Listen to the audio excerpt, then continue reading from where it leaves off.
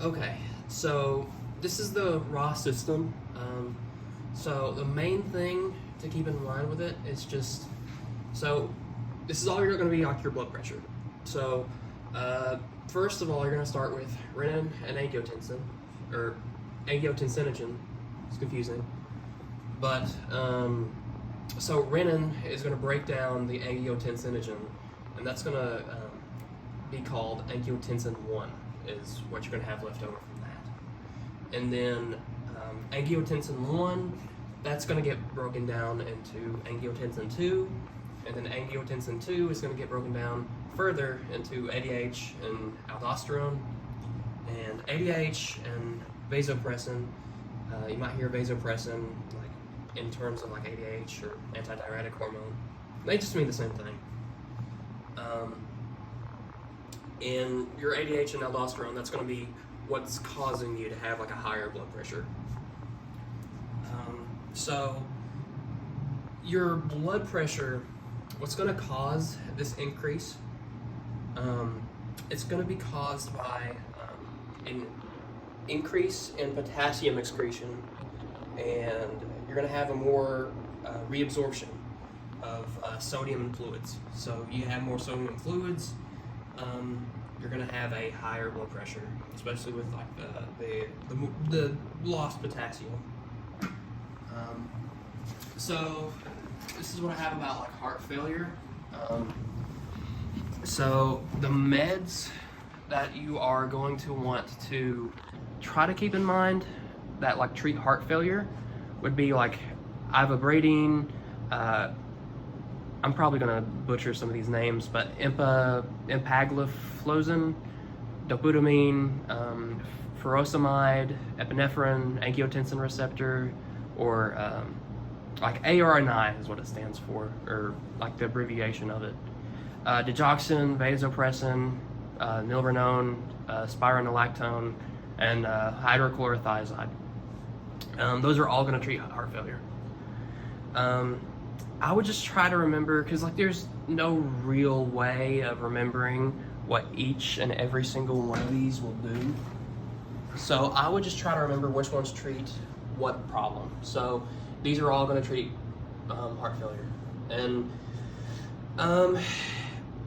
like your classes that these fall into, to keep in mind, that would be like your thiazide diuretics, your potassium sparing diuretics, because think about it, if you have hypokalemia or something like that, but you have too much fluid and too much sodium, you're going to want to have to get rid of that sodium and fluid somehow. Otherwise, your heart failure is just going to keep going. Phosphodiesterase inhibitors. Anytime you see an inhibitor, that just means it's blocking something. ADH, which is like your antidiuretic hormone.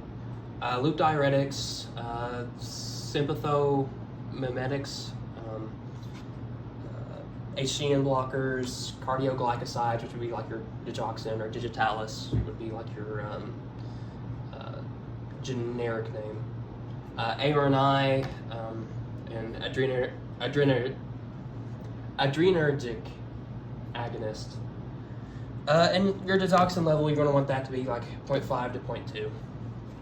Otherwise, you're going to have like too much of it. So your coronary heart disease, for that you're going to have like your nitrates. So it's going to be like nitroglycerin, isosorbide. The meds that you want to keep in mind with it are going to be like alirocumab or whatever, incisiran. You can read, you got that. Cerna, all these other classes are really important.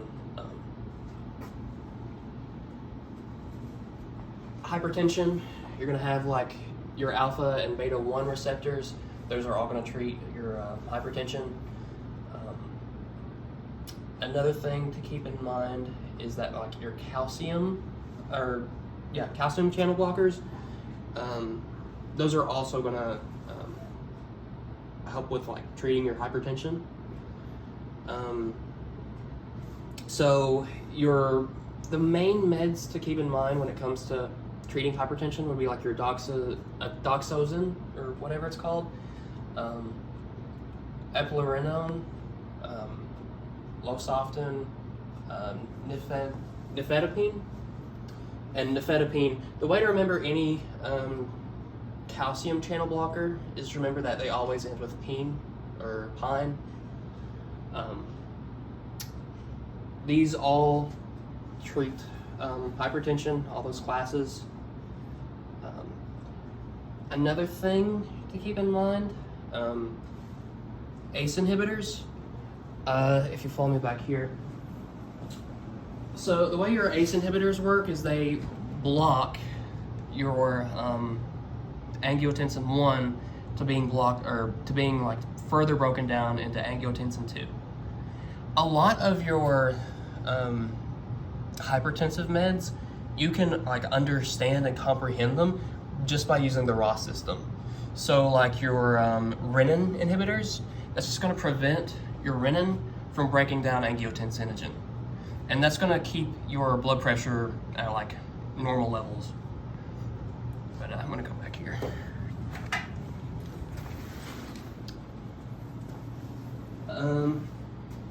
So another thing to keep in mind is that your calcium channel and beta blockers, they both have like adverse effects. So that'd be like bradycardia, heart failure.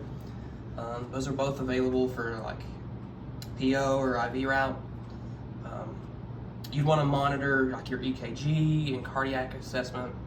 Those are all like, important for calcium channel blockers and beta blockers. The last thing I want to get into is cardiac dysrhythmias. So any blocker that's not an alpha or beta type 1 that's going to be treating like a cardiac dysrhythmia. Calcium channel blockers, those also don't treat it, and neither do HCM blockers. But like, just keep in mind that any blocker that isn't one of those, it's probably a cardiac dysrhythmia med. Magnesium, that's going to treat like torso de pois or whatever you want to call it. Adenosine, that's going to treat like your PSVT, which is like your paroxysmal supraventricular tachycardia, premature ventricle contraction or PVC, and whatever that is, that's like some kind of EKG thing, but that also gets treated. And what adenosine does is it stops your heart completely, and then only for a few seconds. So it'd want to have like a short half-life, and you'd want to administer it quickly, and you'd also want to flush it right after administering. So some meds that would be important to keep in mind for like cardiac dysrhythmias. That's going to be like your amiodarone, lidocaine, flecainide, propanol or propanolol, whatever. Stop laughing, cameraman. Not cool. Verapamil.